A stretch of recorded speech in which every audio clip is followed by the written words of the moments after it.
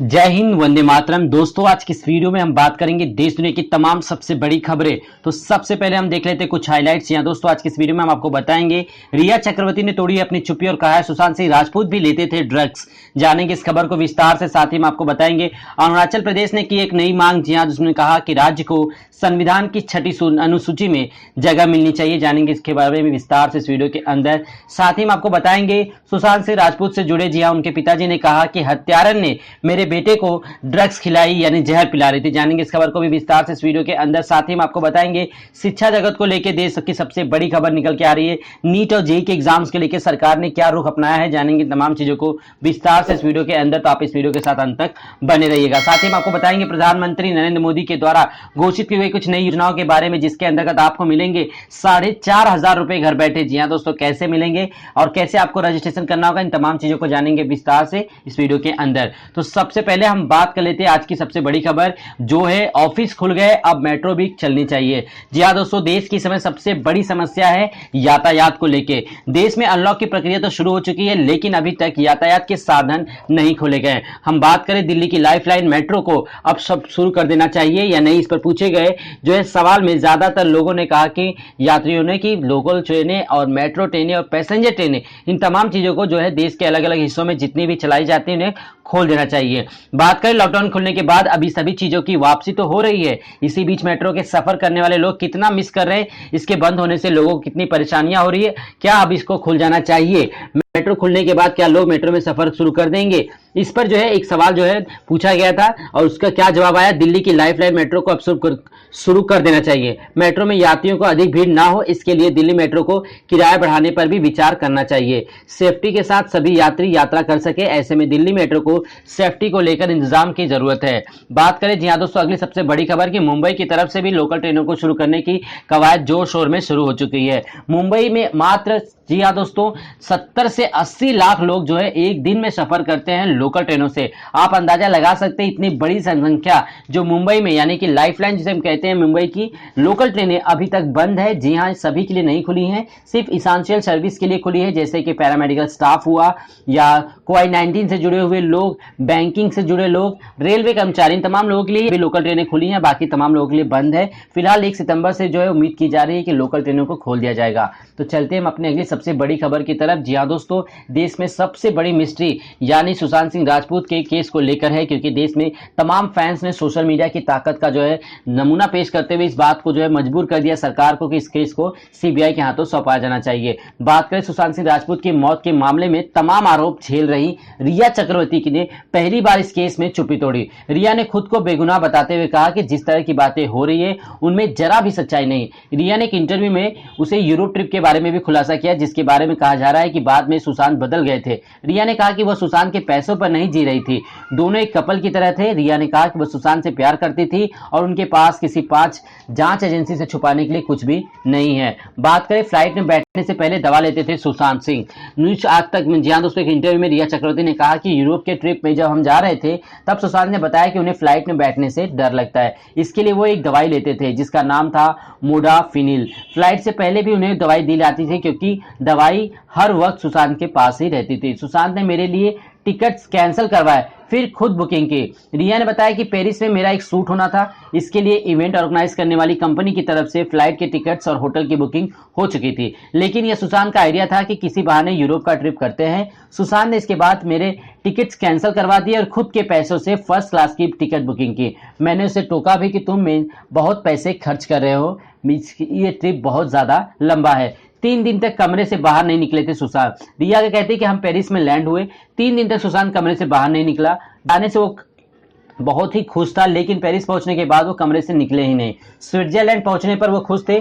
जब हम इटली पहुंचे तो हमारे होटल के कमरे में एक अलग तरह का स्ट्रक्चर था। सुशांत ने कहा कि यहाँ कुछ है, लेकिन मैं यहाँ एक बुरा सपना हो सकता है। उसी के बाद सुशांत की हालत बदली और वो कमरे से बाहर निकलना नहीं चाहते थे। इन तमाम चीजों को लेकर रिया चक्रवर्ती ने खुलासा किया है और ये बहुत ही लंबी जी हाँ दोस्तों स्टोरी अभी चलने वाली है, क्योंकि सीबीआई इस मामले की तह तक पहुंचने वाले हैं कि वाकई में रिया चक्रवर्ती का कहीं हाथ है इसके पीछे या कोई और लोग हैं जिन्होंने सुशांत सिंह राजपूत को जो है इस आत्महत्या के मामले के लिए जो है उन्हें उत्साहित किया। तो चलते हैं अगली खबर की तरफ। जी हां दोस्तों, अगली सबसे बड़ी खबर निकल के आ रही है अरुणाचल प्रदेश की।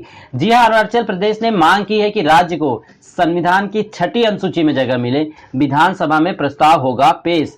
हम बात करें, जी हां दोस्तों, बीजेपी की अगुवाई वाली अरुणाचल प्रदेश सरकार की मांग है कि राज्य को संविधान की 6ठी अनुसूची के तहत रखा जाए। इससे जुड़ा प्रस्ताव अरुणाचल प्रदेश की विधानसभा में गुरुवार को पेश किए जाने की संभावना है। हाल ही में अरुणाचल कैबिनेट ने प्रस्ताव पास किया था कि केंद्र के सामने यह मांग रखी जाए। संविधान की 6ठी अनुसूची में शामिल होने से राज्य जाति समुदाय को काफी स्वायत्तता मिल जाएगी। इसके अलावा अरुणाचल प्रदेश अपनी भू संपदा को बचाने के लिए अपने हिसाब से कानून भी बना पाएगा। सीएम की अध्यक्षता में हुई थी बैठक, जिसमें कहा गया अरुणाचल प्रदेश के गृह मंत्री बमांग फेलिक्स ने हमारे सहयोगी को इकोनॉमिक टाइम्स को बताया कि सीएम पेमा खांडू की अध्यक्षता में हुई कैबिनेट मीटिंग में यह फैसला लिया गया और हम गुरुवार को विधानसभा में यह प्रस्ताव पेश करेंगे। तो दोस्तों, बहुत ही जल्द अरुणाचल प्रदेश के लिए एक नया बिल पास होने वाला है, जिसमें उम्मीद लगाई जा रही है कि उसे 6ठी अनुसूचित में जगह मिल जाएगी। तो चलते अगली खबर की तरफ जो निकल के आ रही। सुशांत के पिता बोले हत्यारन मेरे बेटे को जहर पिला रही थी। हम बात करें सुशांत सिंह राजपूत केस में, उनके पिता के सिंह ने पहली बार खुलकर रिया चक्रवर्ती पर हत्या का आरोप लगाया। उन्होंने आज तक से कहा कि रिया उनके बेटे की हत्यारी है, वह लंबे वक्त से उसे जहर दे रही थी। उसे और उसके सहयोगियों को गिरफ्तार किया जाए और सजा मिले। बात करें सुशांत केस में, उस वक्त नेक में नया मोड़ आ गया जब के सिंह ने रिया के खिलाफ घटना में रिपोर्ट दर्ज करवाई। उन्होंने रिया और उनके परिवार पर सुशांत की आत्महत्या करने के लिए उकसाने का आरोप लगाया। इसके बाद रोज नए खुलासे होते गए और परिवार की मांग पर जांच सीबीआई को पहुंची। अब इस केस में एक ड्रग्स का नया एंगल सामने आ चुका है। जी हाँ दोस्तों, मुंबई पुलिस से यह केस सीबीआई को दिया गया। इसके बाद कई खुलासे हो चुके। इस केस में ईडी मनी लॉन्ड्रिंग के एंगल से भी जांच हो रहा है। केस में हाल ही में ड्रग्स का एंगल भी सामने आया है।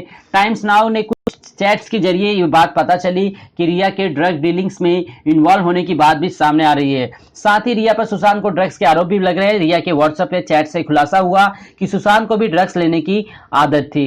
इन तमाम चीजों को लेकर फिलहाल सीबीआई जांच कर रही है। बहुत ही जल्द इस मामले को सुनवाई हो जाएगी। तो चलते अगली खबर की तरफ। जी हाँ दोस्तों, देश की सबसे बड़ी अगली खबर आ रही है कि अभी तक बॉलीवुड के दिग्गज कलाकार सुशांत सिंह राजपूत के मामले में अपनी चुप्पी क्यों नहीं तोड़ रहे हैं। जी हां, बात करें देश के बड़े कलाकार, चाहे सलमान खान हो, चाहे शाहरुख खान हो, चाहे आमिर खान हो, इन तमाम ने अगर देखा जाए, साथ ही सबसे बड़े नायक अमिताभ बच्चन, जी हां, इतने बड़े केस में, हाई प्रोफाइल केस में अभी तक इन लोगों की अभी तक चुप्पी क्यों नहीं टूट रही, क्यों नहीं ये सामने खुलकर आ रहे हैं कि नेपोटिज्म के खिलाफ, कि बॉलीवुड में नेपोटिज्म नहीं होता, क्योंकि कहीं ना कहीं तमाम बड़े बड़े कलाकार नेपोटिज्म के शिकार हैं। जी हां दोस्तों, नेपोटिज्म की वजह रही, जी हां, इस तरह के केसेस सामने आ रहे हैं। बात करते हैं अगली सबसे बड़ी खबर। जी हां दोस्तों, शिक्षा जगत से अगली सबसे बड़ी खबर आ रही है। प्रधानमंत्री नरेंद्र मोदी की कई जगहों पे आलोचनाएं लगातार होती जा रही है। जी हां दोस्तों, इसी बीच एक बड़ी खबर निकल के आ रही है। नीट और जेईई के एग्जाम्स को लेकर तमाम लोगों ने काफी ज्यादा विद्रोह भी किया है, सोशल मीडिया के माध्यम से भूख हड़ताल में बच्चे बैठे हुए हैं, लेकिन प्रधानमंत्री नरेंद्र मोदी अभी तक इन चीजों को दरकिनार कर रहे हैं। जी हां दोस्तों, पूरी तरह से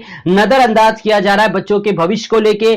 पहले प्रधानमंत्री जी कहते थे कि जब तक जान है तब तक जहान है, यानी कि पहले जान की कीमत होगी, उसके बाद, क्योंकि लॉकडाउन से पहले ये अकाले लगाए जा रहे थे कि देश कई साल पीछे चला जाएगा, लेकिन प्रधानमंत्री नरेंद्र मोदी के, जी हां, उत्साहवर्धक भाषण ने सभी के जान में जान फूंक दी थी कि वाकई में जान है तो जहान है, भले ही देश 15 साल पीछे चला जाए, लेकिन लॉकडाउन के फैसले को सही साबित किया गया। क्या इसी अभी तक ये बात सामने नहीं निकल के आ रही केंद्र सरकार इस बात में कि अभी तक लोकसभा विधानसभा बंद है पूरी तरह से। यहां तक सुप्रीम कोर्ट भी जो अपने फैसले सुना रही है वो वीडियो कॉन्फ्रेंसिंग के जरिए सुना रही है, यानी सरकार बड़े नेताओं को और अपने आप को सुरक्षित रखती है इस महामारी के दौर में, लेकिन बच्चों को फिजिकली यानी एग्जाम देने के लिए मजबूर कर रही है। बात करें राष्ट्रीय पात्रता सह प्रवेश परीक्षा यानी नीट और जेईई की परीक्षा का मचा घमासान थम नहीं रहा है। कांग्रेस समेत जहां विपक्षी दल सुप्रीम कोर्ट का दरवाजा खटखटाने की तैयारी कर रहे हैं, तो वहीं परीक्षा की तैयारी कर रहे छात्र एग्जाम टलवाने के लिए आज से देशव्यापी धरने पर बैठने वाले। इसी बीच नेशनल टेस्टिंग एजेंसी यानी एनटीए ने कहा कि वह परीक्षा पूरी तरह से सावधानी और एहतियात के साथ परीक्षा करने के लिए तैयार है, लेकिन कैंडिडेट्स कोरोना काल में परीक्षा को लेकर काफी चिंतित हैं। बता दें कि जेईई की परीक्षा 1 से 6 सितंबर के बीच होगी और नीट की परीक्षा 13 सितंबर को कराई जाएगी। बात करें जहां विद्यार्थियों से कहा गया कि जब एहतियात के साथ आपको परीक्षा देने के लिए बुलाया जा रहा है, तो फिर आप क्यों इस बात के अड़े हुए कि परीक्षा बाद में लेनी चाहिए। तो विद्यार्थियों ने, जी हां दोस्तों, इसके ऊपर बहुत ही अच्छा जवाब देते हुए कहा कि जब सुप्रीम कोर्ट जैसे इलाके, यानी कि जो देश की सबसे सबसे बड़ी न्यायपालिका है वो भी अपना फैसला वीडियो कॉन्फ्रेंसिंग के जरिए करवा रही है। जब वो एहतियात का पालन करते हुए नहीं आ रहे हैं, वीडियो कॉन्फ्रेंसिंग के जरिए अपना फैसला दे रहे हैं, तो फिर हम फिजिकली एग्जाम सेंटर्स पर क्यों जाए। बात करें प्रधानमंत्री नरेंद्र मोदी की, जहां पर वो हमेशा टीआरपी की राजनीति करते हुए नजर आते हैं, ऐसे मामले पर वो चुप्पी तोड़े हुए हैं लगातार। जी हां, और इन मामलों पर बिल्कुल भी बोलने के लिए जो है सामने नहीं आ रहे हैं, जहां पर लोकसभा राज्यसभा तमाम मंत्री अपने घरों में बैठे हुए हैं और महामारी से बचने के जो है उपाय